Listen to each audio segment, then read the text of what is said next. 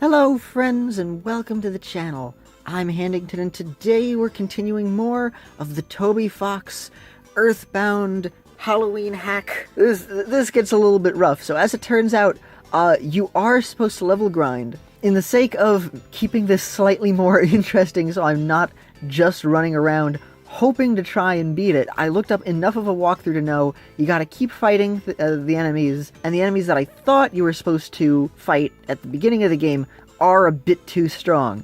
So what you're supposed to do is walk down here, hello doggo, the orange kid and the apple kid. So you gotta keep running up and down this road. Pumpkin kid is the best. If you can find him, then you also get some Halloween candy, which restores a little bit of health. You also have to go all the way back to the ATM to take money out, which I think is a thing from Earthbound itself. And that's to help you, so that if you die, it goes directly into the bank and then you can take it. You're not always, here's an enemy. I leveled up to level 7, I believe. They don't restore your health. I think they restore your energy. I haven't used spells. I have offensive, which is white shock. I don't know exactly what that does. Cleanse, there's like stun, time, and sleep or something. And depending on if the enemy is alive, dead, or some other third thing. You can learn that in the monster book. Save stated, bought so I could read it, then loaded the save state so I didn't waste the money, because that's all the item does, and you'll have to throw it away. The best way to restore your health item-wise is to buy the garlic bagel. The garlic bagel restores a ton of health, and it's like the cheapest item in the game, so it's very, very useful. This is the sword as an upgrade, because that one is significantly better. Luckily, as it turns out, I just happened to find the black helmet. You fight a couple of enemies in order to get the money to be able to fight more enemies, and so on and so forth. Alright, they kill me one hit. The only way to get your health back in this game is to go to Bar Gold and buy the tequila. That'll give you 1 heart, but the joke of it is that guy comes and hits you while you're trying to get your health back, so you gotta kill him, and they keep sending more guys, so you gotta keep getting the tequila and keep fighting them and get back on the chair real quick before they come and hit you. Okay, one more tequila, please. Okay, one more tequila. We're gonna learn how to hang glide. That's gonna come in useful, I think, in Hamtaro language. Just so I can speak to gerbils. But donkey, why do you want to hang glide and talk to gerbils? Well, I'm glad you asked me, because I'm going to the South Pacific. I bought a plane ticket. Now, we gotta go to the pachinko machine. When fighting these, you want to fight the kid-eating dinosaur first, because the puppet almost always does just 1 damage. You can either leave or you can kill the kids. I like to kill the kids at this part. If you hold down and jump, you'll really get a lot of air on your jump for jumping over this lady. Then you gotta go back to your work where you started. Your boss isn't happy with your performance, so he just gives you a little money. The dinosaur has a chance to kill you instantly, but doesn't always work, so you gotta be careful. Got some experience. That was actually a really fantastic fight, so I'm going to save state, save game position. There we go. I have full power points, a lot of experience. I need 93 for the next level. Oof. These are my stats. Offensive stuff is increased thanks to the better weapon, which you can buy at the Weapon Guys store. And that's the only other thing that you want to buy besides garlic bagels. The garlic bagels are very important, but it takes a very long time to grind. And apparently, you want to be at level 8 before fully going into the sewers. It's recommended. And I didn't read the full walkthrough, I just read the intro, so this way there wasn't too many spoilers, but I had no idea that this is what you were supposed to do over in Berglund Park. So yeah, you'll want to head over here to this guy, and this is the guy that provides you the good goods. And then this guy, when you earn enough money, you want to go to that, like, right away. You want to get the sword, because the sword will make battles significantly more doable. Oof. Yeah, this is an attack that usually you'll want to try and restart if it happens, but the pseudo zombie gives a pile of good experience, and I'm at a point where, like, if this happens earlier in your leveling, you'll just want to reset. You want to do this before a save state. You want to save state before every battle, to just be careful. You'll want to make 2 save states. One for, like, oh, this is where you are in the game, this is like what you are doing, and then you want to save state before you enter a battle, like when you see it on screen, so this way you don't have to keep running around until you find something. You don't want to fight them early on because they are way too difficult. And the pumpkin kid is the best. Really, the encounter rates should have increased the odds of the pumpkin kid, because that would have made this significantly more fair, especially for getting into the game early. It's on guard, on guard. More damage, tried to bite my head off. That's the devastating attack. That's really not good. but dang, we get like 30 experience.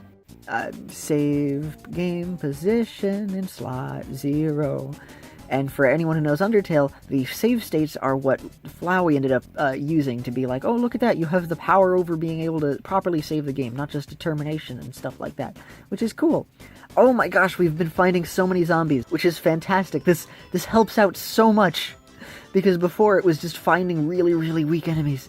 Oh, we're at 1 health. Oh, we got lucky.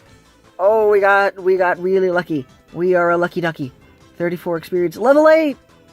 Look at that. It's the bad words, which makes it funny. 4 offense. Oh, that's good. Oh, that's really good. No wonder you're supposed to get up to level 8. Oh, you get 4, and we get max HP by 9. Oh, and we have more power points. We realize the power of Cleanse B. We have another skill. And Sleep Stun. Alright, this is why you're supposed to get up to level 8. You get so many powers. Oh my goodness, you get so many powers. We want to scroll over to the dinosaur. The dinosaur is the biggest danger. 1 HP to Toby, that's fine. The puppets can basically only ever do 1. Plenty of other enemies do either 1 damage or an insane amount of damage. 50 health. Dang. Uh-oh, did I attack the puppet? Oh, shoot. Uh-oh. Oh, only 4 damage. Yep, I hit the wrong one. Became tame, but that was not a good idea. I did the wrong one. Spit pumpkin seeds. Okay, nice. Some of the guides say that the kid-eating dinosaur is like really, really dangerous. It can be a little strong, but I've actually found it to be a really good source of experience early on. This is the one where if you save beforehand, it's all about luck. It's all like sometimes the dinosaur will just not attack you. Sometimes it'll do a lot. There are other enemies like the tank. The tank that's disguised as a police car does way more damage than the dinosaur. So honestly, the dinosaur is from my experience, a pretty good source of being able to farm. Do not spam the button. Be very careful checking it. Click on the garlic bagel because I've accidentally bought the other cookie before save stating a couple of times. So you gotta be careful. It's very, very hard to make Earthbound hacks, because learning the engine that Earthbound uses, especially to try and figure stuff out, is very, very difficult. So in addition to it just being impressive to make a ROM hack, it's a ROM hack of something that was incredibly difficult. So again, kudos to the talent that went into this. I just find it ironic that it's with that incredible amount of like very, very respectable talent, it was all done to do a pile of edgy jokes. And Toby has gone on the record basically saying this is just like a dumb ROM hack with a pile of swears, pretty much. And I'm like, I appreciate being able to look back on your previous work. Oh, I became affectionate. Oh, Toby was... Okay, never mind. And being able to be like, yeah, some stuff was dumb, honestly. Because I look back at some of my stuff and it's dumb. Which is also funny, because Toby had done Earthbound hacks back in his day. He made Earthbound fan games. Meanwhile, some of the stuff I did in my earlier days was Undertale fan games. In the recent games over here, you can actually see the stuff that Toby had been working on before this. So you can actually see the stuff that Toby loaded up in the SNES 9X thing, changed to have the Toby Fox logo. So we had the Arn's Winter Quest, which I believe is a much more sweet and gentle Earthbound ROM hack, which is in with the other stuff. We can do that after. Then there's the actual ROM for Earthbound itself. U and an exclamation, and then there's Earthbound USA, which is kind of cool. And this is Arn.smc. So Arn's Winter Quest was originally just Arn. And then the earlier name was Arn's 'S space Winter space Quest. I don't know how many people actually looked at the recent games logs, because I didn't see this written anywhere that like, hey look, these were the original names for stuff. However, the Earthbound Halloween hack had basically always been called EB Halloween, which is really interesting. So this is a piece of like Toby Fox history that I don't think anybody has actually discovered yet, which is really cool. So this is Toby Fox history in the making that I have discovered by scrolling over the recent games tab, because it saved all the stuff that Toby had been working on before. Now, if you looked at the recent games before you loaded up this one, because this is me loading this up, it might have had some other thing, and we will be all set to head into the sewers. We press L, since Tucson Sewers. Sign merely serves as an indicator of the entrance. You enter. Here we go. These enemies, they're okay to grind on. They're very hard hitting, so you want to grind on the stuff upper, like above. But if it gets too hard to find the enemies, we got really lucky. finding that many enemies within the span of under 20 minutes, that was really good, because I found that many enemies in like the span of 40 minutes to almost an hour. It can take a while, but that's what you generally want to do. Nad Recycler, way more dangerous. You don't want to fight that guy. The Putrid Poltergeists, these guys can do either a ton of damage or a little damage. Usually it's a combination of both. You want to come down here when you are way stronger. So you gotta be careful.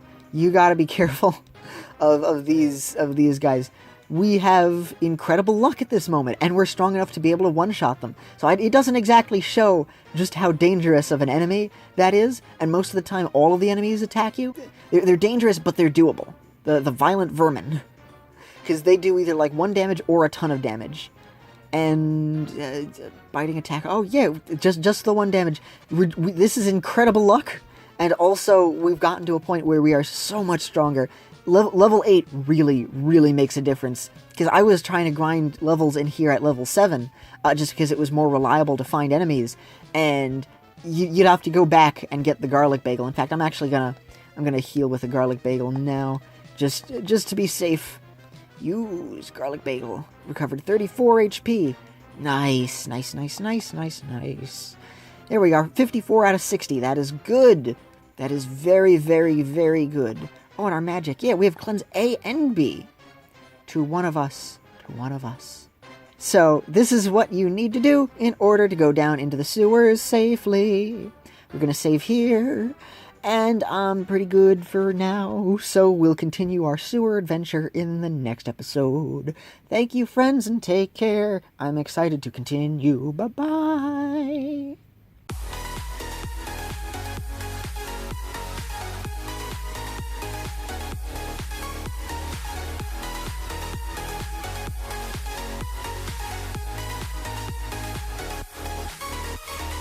Okay, gotta kill these guys. So you trade that, you buy the guitar with that.